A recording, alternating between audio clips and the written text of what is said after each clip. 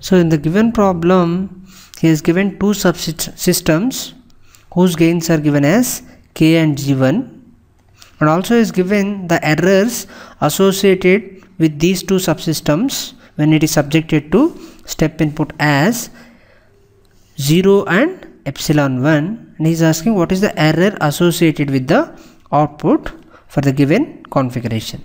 So first of all, I have to find out the expression for the output from the given block diagram. So I'll consider this as some m of s. So first I'll find out m of s. So m of s is equal to r of s plus r of s minus y of s into k. So this is equal to r of s. If I take r of s common, this will become 1 plus k minus k into y of s, and also y of s is equal to g1 into m of s. So you substitute this in this expression, then it will become this m of s means I will write this in this place as y of s by g1 is equal to r of s plus r of s into 1 plus k minus k into y of s. So this implies y of s is equal to g1 into 1 plus k into r of s minus y of s into k.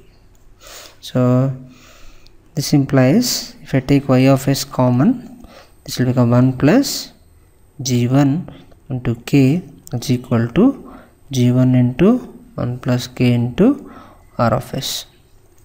This implies y of s by r of s is equal to g1 into 1 plus k by 1 plus g1 into k. So this is nothing but a transfer function.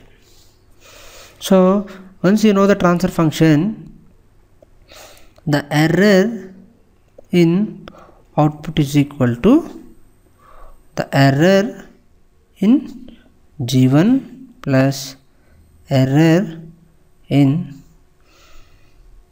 k plus error in g1, because these two are because of due to the numerator and this is because of due to denominator. Even though the expression is in denominator, while you are calculating the error you have to add this.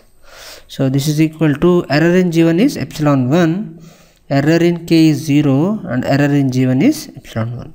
So this is equal to total error is 2 epsilon 1. So we will see the options. So from the options, option D is the right answer.